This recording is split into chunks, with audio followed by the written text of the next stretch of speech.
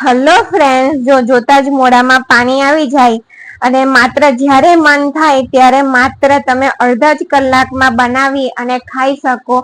અને તે પણ તમે લસણની ચટણીની સાથે. આ સોફ્ટ તમે જોઈ શકો છો કે તેની જાડી કેટલી પડી છે, તેના પરથી અંદાજ આવે કે કેટલો સોફ્ટ તૈયાર થયા છે ઇન્સ્ટન્ટ ઢોકળા. તો પહેલા આપણે અહીંયા માપ જોઈ લઈએ. તો અહીંયા સોજી લીધી છે. એક ઘરમાં રહેલી કોઈ પણ એક વાડકી તમારે સેટ કરી દેવાની. અહીંયા મેં વાડકો લીધો છે. એક વાડકો સોજી લીધી છે અને તે ઝીણી સોજી છે. મોટી હોય તો તમારે તેને મિક્સરમાં ચલાવી લેવાની. તો જેટલી સોજી છે તેનાથી અડધું બેસન લીધું અને બેસન થી અડધું ચોખાનો લોટ. ને વાડકી તમારે ઘરની ગમે તે એક વાડકી સરખી હોય એ સેટ કરી દેવાની. ત્યાર પછી એકદમ સહેલું માપ. તો આ બધા લોટને એક સાથે મિક્સ કરી દઈએ અને અહીંયા જે વાડકાથી આપણે માપ લીધું તે જ વાડકાથી ખાટું અડધો વાડકો દહીં લેવાનું. ખાટું દહીં લેવાનું છે, અડધો વાડકો.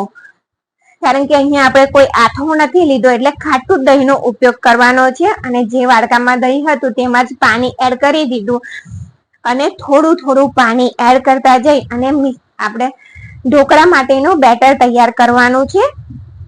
લગ્ન પ્રસંગમાં જે ઢોકળા બનતા હોય છે તે ઢોકળા આ રીતે જ બનતા હોય છે. ઇન્સ્ટન્ટ ઢોકળા, લાઈવ ઢોકળા જે હોય એ આ રીતે જ બનતા હોય છે. અને અહીંયા તમને બેટર થિકનેસ કેટલી રાખવાની બેટરની એ પણ તમને બતાવી દઉં. અને અહીંયા પાણી એક વાડકો અને 2 ટેબલ સ્પૂન પાણી ગયું છે. જે વાડકાથી આપણે બધું માપ કર્યું ને તેટલું જ પાણી ગયું છે.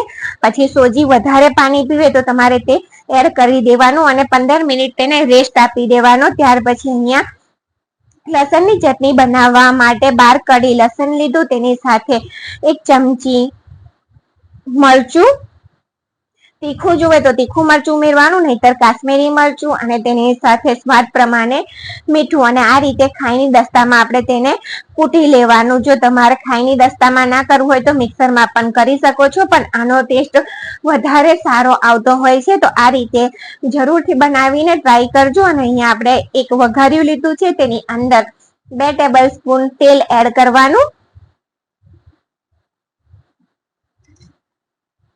તેલ એડ થઈ જાય ત્યાર પછી આ જે ચટણી છે એ જાડી છે એટલે એને થોડી પાતળી કરવા માટે આપણે થોડુંક 2 ટેબલ સ્પૂન જેટલું પાણી એડ કરી દેવાનું. તેલ ગરમ થઈ ગયું છે તો ચટણીનું જે મિશ્રણ છે તેને તેલમાં એડ કરી અને તેલ છૂટું પડે ને ત્યાં સુધી આપણે તેને સાતળી લેવાની. તો મિક્સ કરતા જઈ અને તેને સાતળી લેવાની. ઇન્સ્ટન્ટ ઢોકળાની રેસીપી, લાઈવ ઢોકળાની રેસીપી. તો અહીંયા જો આ તેલ સરસ રીતે છૂટું થઈ ગયું છે. ગેસ બંધ કરી તેને એક વાડકીમાં કાઢી લેવાનું. અહીંયા નજીકથી પણ તમને બતાવી દઉં છું. અને અહીંયા ઢોકળામાં એડ કરવા માટે આપણે એક મોટો ટુકડો આદુનો અને 2 લીલા મરચા, બંને વસ્તુને આ રીતે ખાયણી અને દસ્તાની અંદર વાટીને આપણે લઈ લઈશું. અને આ બંને વસ્તુ સરખી રીતે વટાઈ જાય ને એટલે થોડુંક અમથું 1 ચપટી જેટલું આપણે મીઠું એડ કરી દેવાનું, જેનાથી તે એકદમ સરસ રીતે વટાઈ જાય છે, પેસ્ટ તૈયાર થઈ જાય છે એટલે કે. તો અહીંયા આપણે મિશ્રણને 15 મિનિટ થઈ ગઈ છે રેસ્ટ આપે.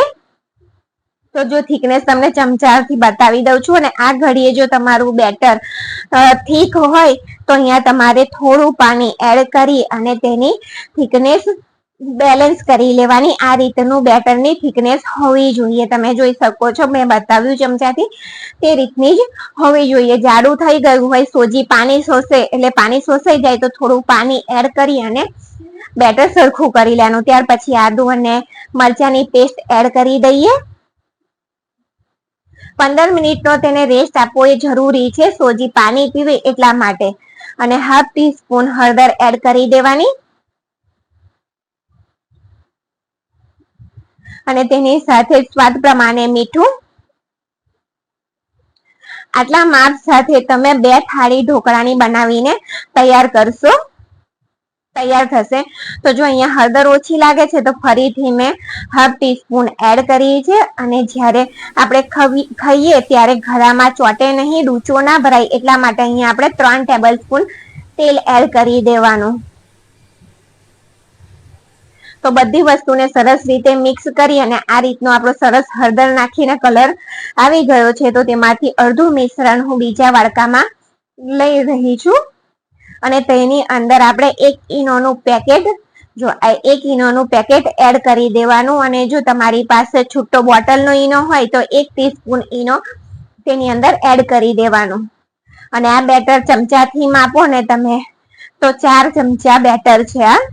અને તેલથી ગ્રીસ કરી, પહેલેથી તેલથી ગ્રીસ કરેલી થાળી રાખવાની, તેની અંદર આ રીતે બેટરને પોર કરી દેવાનું. અને જો આ રેસીપી લાઈવ ઢોકળાની રેસીપી ગમી હોય ને તો ચેનલને લાઈક, શેર અને સબસ્ક્રાઇબ કરજો. અને આ રીતે હાથેથી આપણે થાળીને ફેરવી અને તેને સરખું કરી લેવાનું. થાળીને થપથપાવવાની નથી. અને પહેલેથી જ આપણે જ્યારે ઈનો એડ કરીએ ને એ પહેલા જ આ રીતે પાણી ગરમ કરીને રાખી દેવાનું, સ્ટીમર તૈયાર કરી દેવાનું ઢોકળાને સ્ટીમ કરવા માટે. તો પાણી સરસ તમે જોઈ શકો છો ઉકળી રહ્યું છે. તો તેની અંદર આપણે થાળીને રાખી દઈએ ઢોકળાની.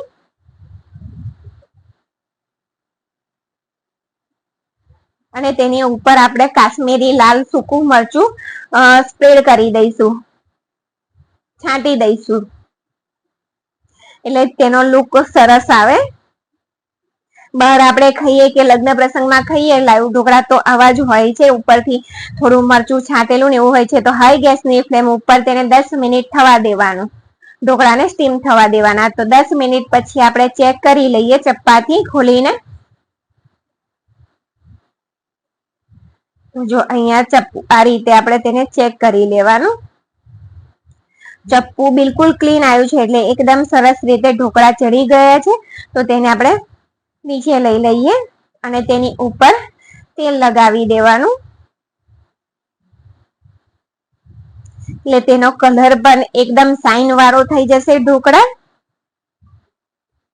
અને જોતા જ મોઢામાં પાણી આવી જશે તેવા લાઈવ ઢોકળા બનીને તૈયાર થઈ જશે. અને આ એક વાડકો એટલે કે તેની અંદર જો તમે જોઈ શકો છો 1.5 જે માપિયાના કપ હોય ને એ 1.5 કપ સોજી રહે છે.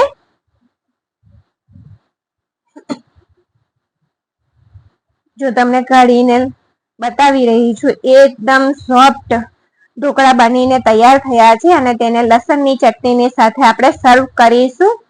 તો વિડીયો જોવા બદલ તમારો ખૂબ ખૂબ આભાર. અને તેને ધાણાથી પણ આપણે ગાર્નિશ કરી દઈએ. તો લગ્ન પ્રસંગમાં બનતા લાઈવ ઢોકળાની આ રેસીપી તમને કેવી લાગી એ કમેન્ટમાં વિડીયો જોયા પછી જરૂરથી જણાવજો.